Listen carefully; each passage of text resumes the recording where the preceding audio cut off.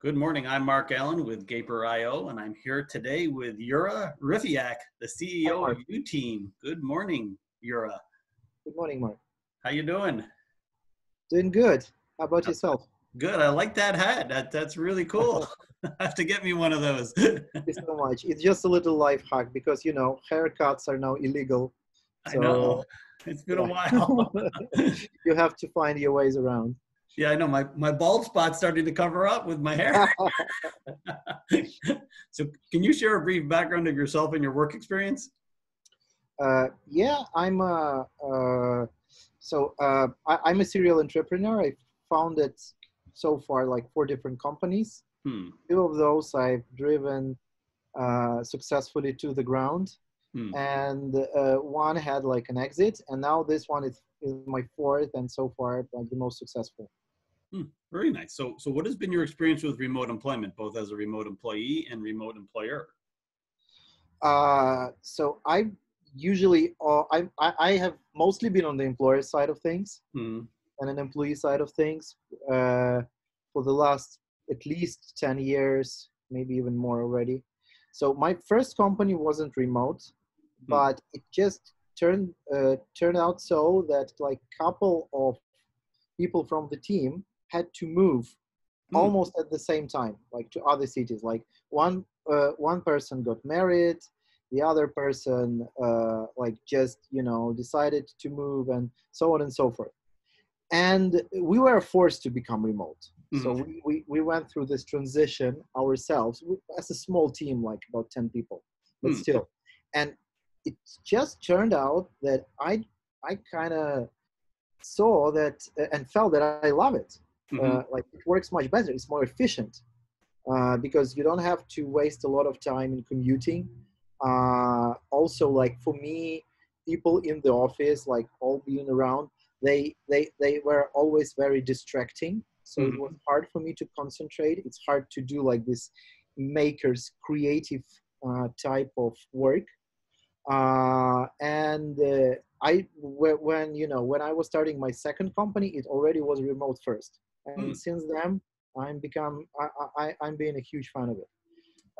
It's not only that our current company is about building remote teams of developers, but also like we are remote first. We are across like 5 different time zones, 22 people, and I'm also writing a book about companies that succeeded with remote teams, featuring interviews of founders of companies like GitLab, Zapier, Product Hunt, and so on. So Oh, very yeah, interesting.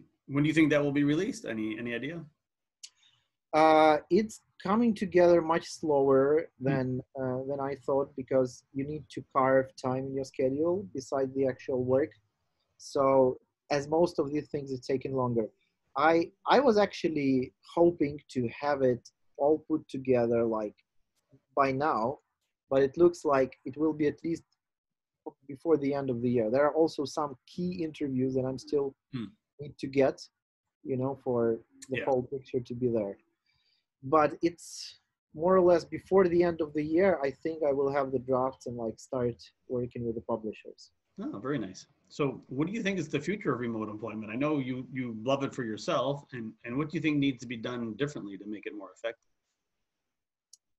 Well, this is a very good question. Uh, so definitely remote hasn't been mainstream, Hmm. even though many companies are using it and more are using, but it hasn't took off as a big trend. That's what we have been observing before this crisis. Hmm. So it feels like there is still a very strong inertia, like people coming to the office, working side by side with their colleagues. Also, like uh, from top down, there is like the executives and managers, they need to feel in control, that they can just come by and talk to anyone and like see Hmm. and feel that they are in control. But this is more irrational. So it doesn't feel like it's going to take off massively really soon, but definitely there are processes that are more in favor of it. And it may be a build up and breakthrough dynamic. So Hmm. build up is taking some time, and then when the critical mass comes there, there is a breakthrough, and like more and more, and this becomes a mainstream. Definitely, this crisis is going to play a role. I spoke to a couple of CEOs of other companies, and they said that were like fully co-located before it, and they said that it actually does have its perks, and they definitely are going to make at least 1 or 2 days per week, like for the remote work. But I also think that there must be something else, not just this crisis, not just be forced to go remotely, but there must be a combination of other factors for this to become mainstream. Yeah, well, I actually think that the hybrid model is going to become more the standard, and I think it will just be competition. It'll be a differentiator for employers to say, especially in the Bay Area, you don't have those for 2 days a week of the work week. You don't have to make that commute. As you know, the commute here in the Bay Area can be pretty bad. Yeah, absolutely. Yeah. But there are also other factors. It has to make sense from the business perspective, like clearly. So you can put two models side by side and say, okay, we have a same company in same industry, same size, revenue, but one is remote and the other is fully co-located.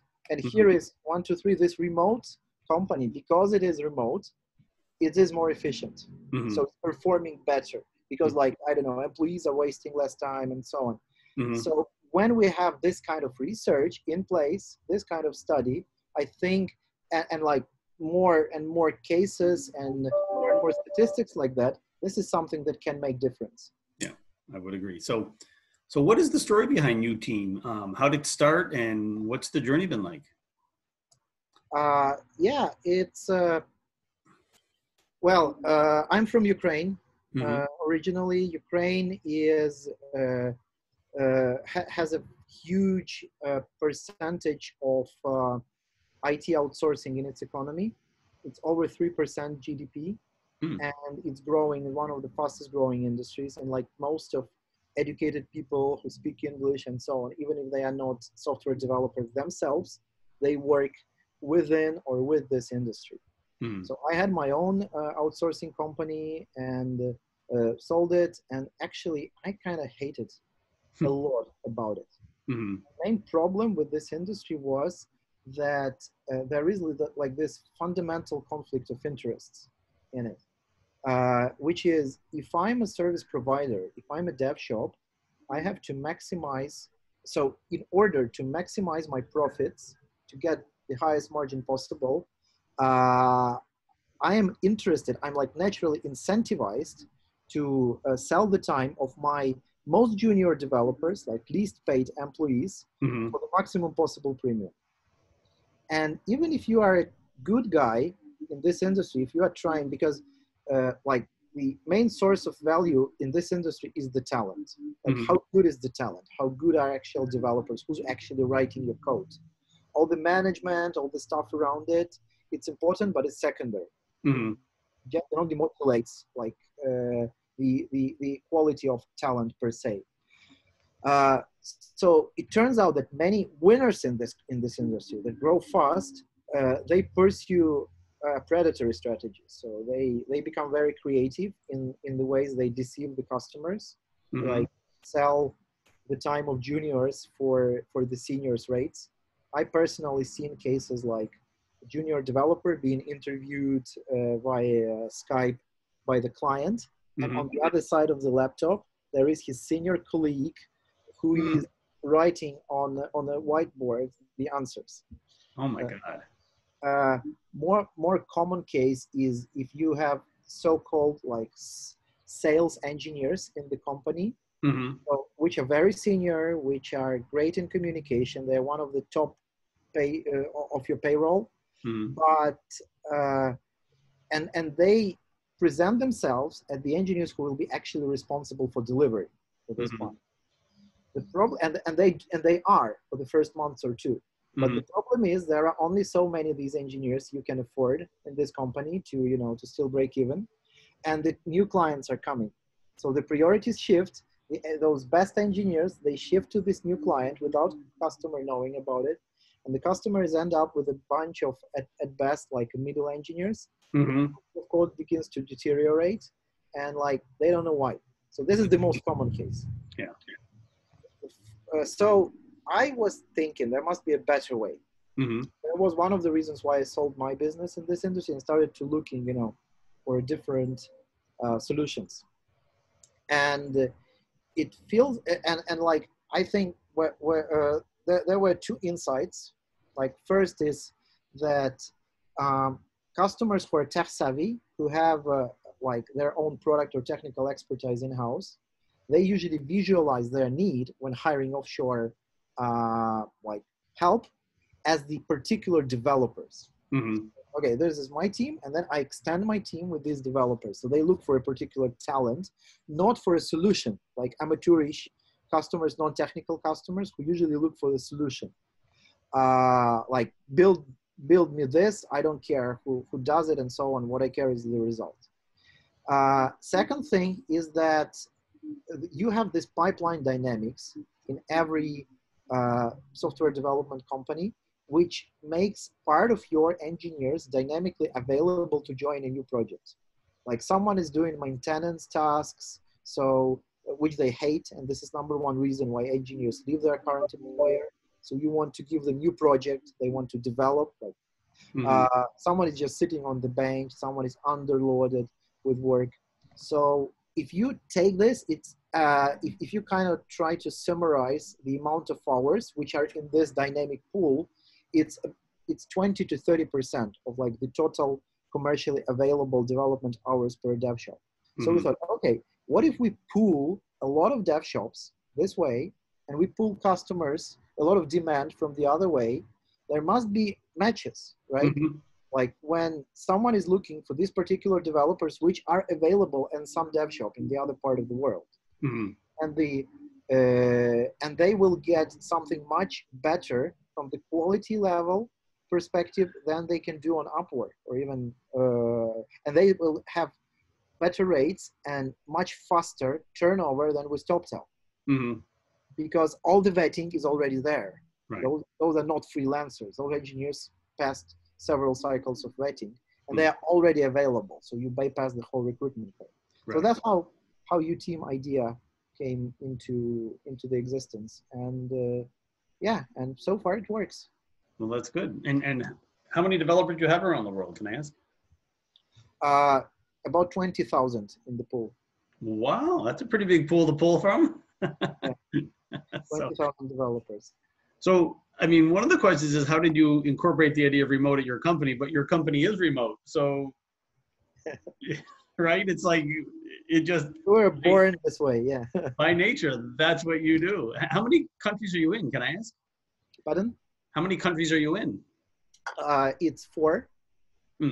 United States, UK, Poland, and Ukraine. Oh, okay. Very cool. Most of the team, like the backbone, is in Ukraine. This is like our turf, and you got to eat your own dog food, right? Yeah, this is true. And are you from Kiev? From Lviv. Ah, okay. It's interesting because, I mean, we're similar here. The current pandemic forced a lot of companies to go remote right away. I can't believe that caused any real problems for you, but did it cause any problems, or maybe it did, you can expand on that, but did it cause any problems for your customers? Right. This is a very good question, because I feel like we compare ourselves with like other marketplaces on one hand, and on the actual dev shops, right, which are like part of this industry. And it feels like we took best from the both worlds. And so far things has been smoother than for them. But of course you feel this kind of slowdown. But the fact that we are diversified much more than a typical dev shop or a typical marketplace in this industry, it helps us to balance, these risks. So yes, we did have accounts cutting down their teams. We did have accounts churning, and we still do. But we also have expanding accounts, and we have some new customers coming.